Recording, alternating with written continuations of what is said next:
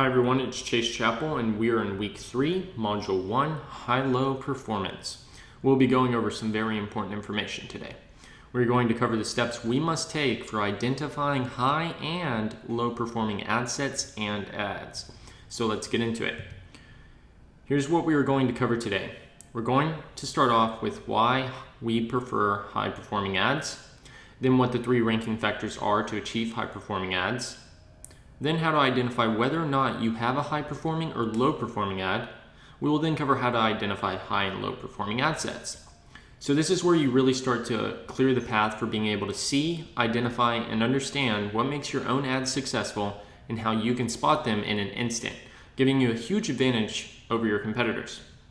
It will set the tone for how you analyze and look at your data, ad sets, and ads all together. And it will give you a more focused view on what's important to check and what's important not to check, which ultimately will give you a greater chance of removing low performing ad sets and ads and will allow you to focus on what works, giving you a greater control of the success and results you have moving forward. If you don't get these things right today, then moving forward, we're not going to have as high of a chance of being able to clearly identify an ad that is super successful versus an ad that is an absolute loser. So now we are going to look at high versus low performing ads and the importance they play in achieving great results. So why should we prefer high performing ads over low performing ads? Well, ads that are more relevant, high performers, cost less and see more results. People prefer to see ads that are relevant to them. And when businesses show their ads to relevant audiences, they see better results. That's why Facebook considers how relevant each ad is to a person before delivering it to that person. It's not how much you're willing to bid to get in front of someone. It's how relevant and how accurate and how engaging, how much your ad converts that matters. So what are those 3 ranking factors? The 3 ranking factors to achieve high performing ads are 1, quality ranking, how your ad's perceived quality is compared to ads competing for the same audience.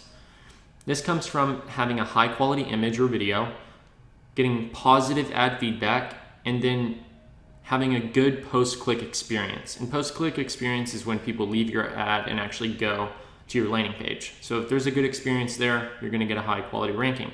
The second thing is engagement rate ranking. How your ad's expected engagement rate is compared to ads competing for the same audience. This includes clicks, likes, comments, and shares. Anytime somebody engages with your actual ad itself, that's going to raise your engagement rate ranking. Conversion rate ranking. How your ad's expected conversion rate is compared to ads with the same optimization goal, competing for the same audience. This comes with having people converting based on your goal.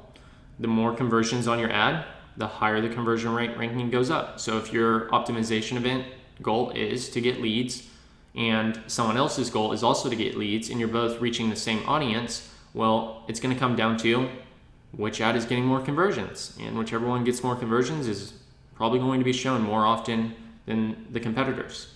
So all of these things end up determining the relevance of your actual ads. And it's important to have these 3 factors in the known so that way you can figure out what you need to improve in order to outrank your competitors and get lower cost and higher results. It's very important.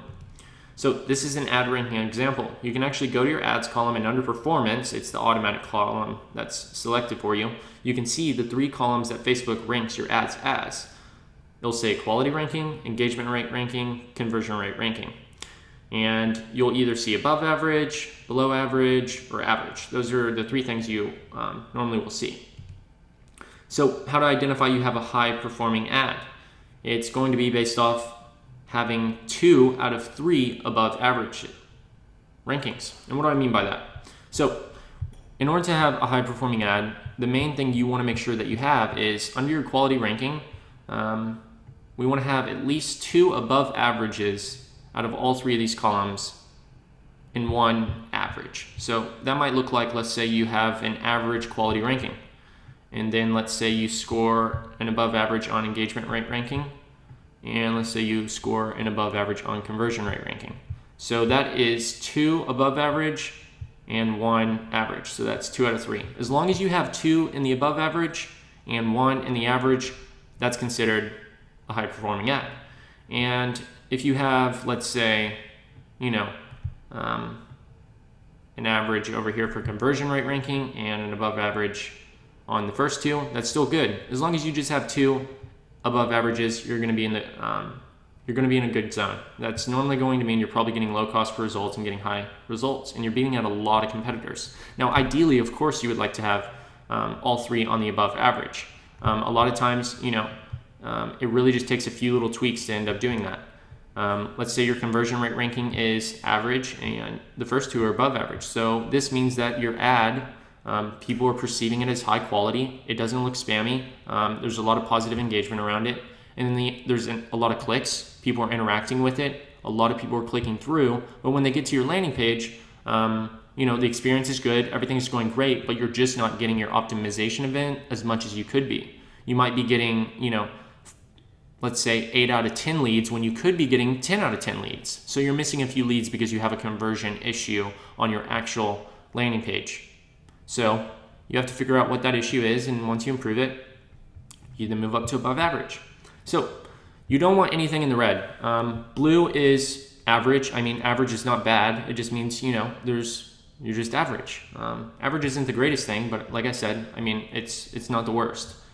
It's much better than being below average. If you get below average or below average bottom 35% or below average bottom 10%, that's like the worst you can get. If you see below average bottom 10%, that basically means like you're in the bottom 10% of all advertisers, like in performance. So there's people who they're in the 20%, they're in the 35%, they're in below average, they're in average and above average. So they're beating you on every single row known to man if you're at the very bottom of below 10% of ads. And if that's the case, you either A, want to turn off that ad or really figure out a way you're going to start tweaking it and improving it.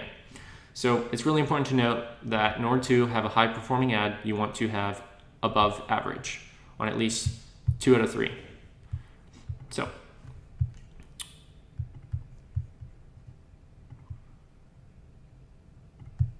all right, so how to identify you have a high performing ad as well, except with metrics, actual metrics. So rather than Facebook just telling you if you're above average or average, a lot of times that is good information, but at the same time, you want to check metrics yourself. And this is what's going to give you that advantage, is really, identifying, okay, are we getting results here? Are we not? This is where you're going to find out.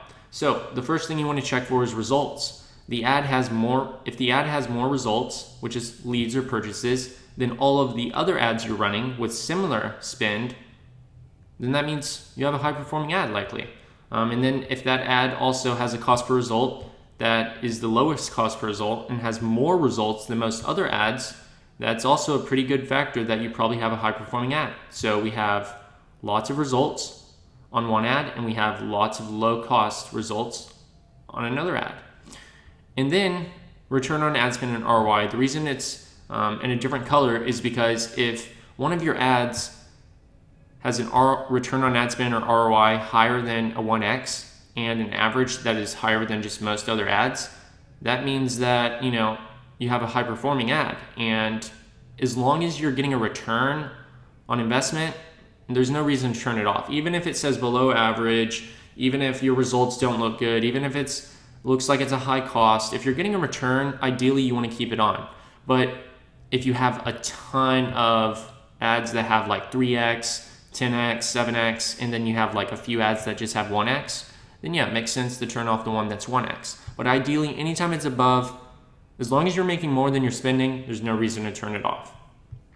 Now, these two factors, when you're looking at these, it's always about, if you have a lot of results on one ad and then another ad has the same amount of spend but less results, it's probably not a high performing. So when you're looking at these three metrics, it's important to note that you also must meet the criteria. So what is the criteria? Well, to meet the criteria on each individual ad before you determine if it's a high performing ad, you want to go ahead and check the amount spent. Does the ad have $5 spent on it? If it doesn't have more than $5 spent on it, don't start judging it yet because it hasn't had its chance to show that it's a performer. The only way it can show it's a performer if it's had some money spent on it, because that means it's probably going out there and being reached and being shown to people. And you need at least more than $5 spent on an ad before you can actually judge it.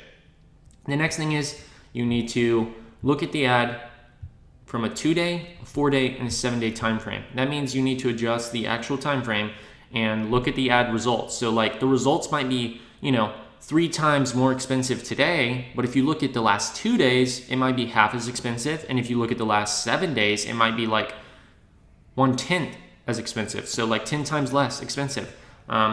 So you want to look at the time frames because the time frames really help you identify how is it performing over time. And you never want to look at things on just a 1-day view. That doesn't provide enough data. Ideally, you want to look at it from a 2-day standpoint, a 4-day standpoint, and a 7-day standpoint. You can actually start to see a trend happening and see how the results are performing. So ideally, you need to make sure that when you're deciding whether or not it's a high performer, look at the last 2 days, how do the results look? Look at the last 4 days, how do the results look? Look at the last 7 days, how do the results look? The next thing you want to make sure is your ad has more than 500 impressions. If it doesn't have more than 500 impressions, it means it's not being shown enough, and there's no way to judge if it's actually a high performer because you just don't have enough data for it to be considered a high performer. Facebook actually labels any ad that doesn't have more than 500 impressions. It's undecided in terms of, the relevance of the ad. There's just no way to tell. You need more than 500 impressions. So in order to actually, determine whether you have lots of results and the ad looks absolutely amazing with low cost per results and it's getting a great ROI, before you can determine it's a high performer, you want to make sure that you have these 3 things. So go through this every single time, check it out, and once, if it does meet the criteria and you also see high results, low cost, and a great return, then you have a high performer. So how do you identify if you have a high performing ad? Well, the above average ranking, you've scored 2 out of 3 on the factors. So if you have more than 2 that say above average, that's good. The results on one ad are way higher than all other ads, and it has a similar amount spent. The cost per result on one ad is way lower than all other ads and has more results than other ads. And the 4th thing is ad meets the criteria for having enough time and action, enough spend, and enough impressions. So how do you identify a low performing ad? Well, it's the opposite. Ad has average or mainly below average ranking. The results on one ad are way lower than all the other ads, and it has a very high amount spent. The cost per result on one ad is way higher than all the other ads and has way less results than all the other ads. And then if the ad meets the criteria for having enough time and action, enough spend, and enough impressions and still doesn't look good, then it's probably not a high performing ad. It's probably a low performing ad. And if the ad feedback has been perceived as negative and the ad is just not delivering as much as the other ads, it's probably a low performing ad. So people can actually mark your ads as negative. And there's actually a spot where it says, don't show me this ad anymore. That just means that, you're not hitting the right relevant audience, and that can slow down the delivery of your ad. And in some cases, your ad will actually never reach $5 spent because the algorithm is just like, okay, this ad's like, nobody likes it. It's just not working. So if that ad is really not done a good job, it'll probably never reach the actual criteria. So therefore, it's important to also take that into account. So let's look at how we identify high versus low performing ad sets. Very similar. How to identify a high performing ad set? Well, the results on the ad set has more results, leads, or purchases than all of the other ad sets with similar spend. And then if the ad set has the lowest cost per result and has more results than most of the other ad sets, then it's probably in the high performing. And then if the ad set has a higher return on ad spend or ROI than a 1x and on average is just higher than most of the other ad sets, you probably have a high performing ad set. And before you can determine if you have a high performing ad set, you need to make sure that you meet the criteria. And you need about $70 amount spent. And then you want to check not only 2-day, 4-day, and 7-day views, but you also want to make sure that you look at a 30-day time frame. Actually look at, how has it been performing over the last 30 days. And then you want to make sure that you have at least more than 8,000 impressions on your ad set. So if it meets the criteria for these 3 metrics and, you have low results, you have extremely high cost, and the return on ad spend is just not there, it's probably low performing. And if you have great results, high volume, and super high cost, well, that's probably average. So you want low cost, high results, and a high return on ad spend. So how can you identify if you have a high performing ad set? The results on one ad set is way higher than all other ad sets with similar amount spent. The cost per result on one ad set is way lower than all other ad sets, and it has more results than other ad sets. And then 3, ad set meets criteria for having enough time in action, enough spend, and enough impressions. Now, how do you identify if it's low performing? The results on one ad set is way lower than all other ad sets with higher amount spent. The cost per result on one ad set is way higher than all other ads and has way less results than other ad sets.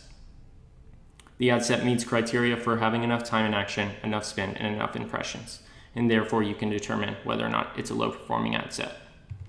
So let's do a quick recap of everything that we covered on this video lesson today. We covered why we prefer high performing ads, the 3 ranking factors to achieve high performing ads, how to identify high, low performing ads, and how to identify high, low performing ad sets. So that's it for this video. Thanks for watching, and I will see you on week 3, module 2.